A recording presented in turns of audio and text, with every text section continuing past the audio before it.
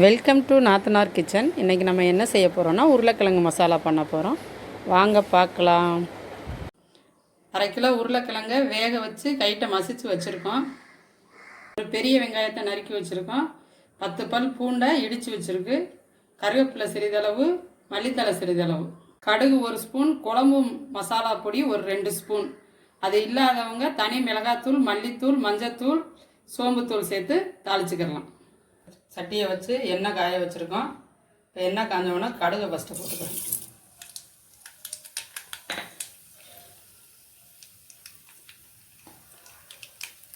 கடுகு நல்லா பொரிஞ்ச உடனே இடித்து வச்ச பூண்டை சேர்த்துக்கிறோம்.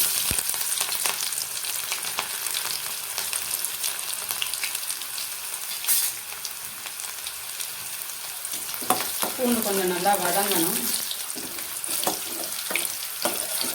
பூண்டு வதங்கினோடனே வெங்காயத்தை சேர்த்துக்கலாம்.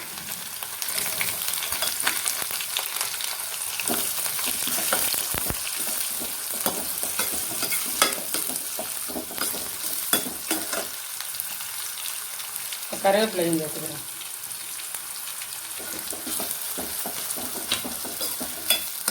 கொஞ்சம் நல்லா வதங்கட்டும்.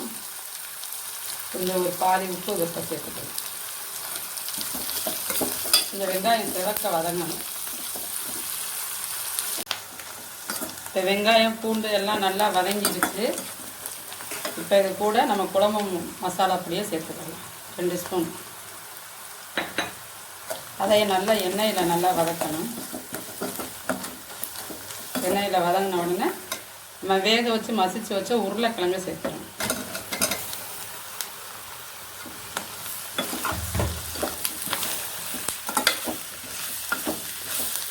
நல்லா ஒரு 5 நிமிஷம் எண்ணெயிலே வதக்கிட்டு ஸ்டவ்வை கம்மி பண்ணி வச்சுட்டு ஒரு 5 நிமிஷம் வச்சிடணும்.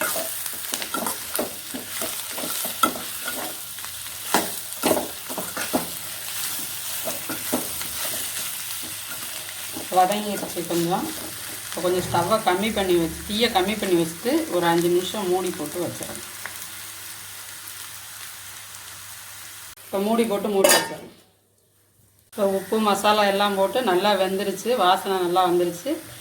இப்போ மேலே கொஞ்சம் மல்லித்தலை தூவி ஒரு பிரட்டிட்டு இறக்கிற வேண்டியது. இப்போ உருளைக்கிழங்கு அது சட்டியிலே ஒட்டாமல் இப்படி நல்லா பிரண்டு இப்படி வரும். அப்போ தான் வந்தோடனே இறக்கிடலாம். இப்போ ரெடி ஆயிடுச்சு. இப்போ நம்மளோட சுவையான உருளைக்கிழங்கு மசாலா ரெடி. எங்களோட சமையலை தொடர்ந்து பார்க்கணுன்னா எங்கள் சேனலை சப்ஸ்கிரைப் பண்ணுங்கள், லைக் பண்ணுங்கள், கமெண்ட் பண்ணுங்கள். அப்படியே பக்கத்தில் இருக்கிற பெல் ஐக்கானை கிளிக் பண்ணுங்கள். அப்போ தான் நாங்கள் போடுற வீடியோக்கள் உங்களுக்கு நோட்டிஃபிகேஷனாக வரும். தேங்க்யூ.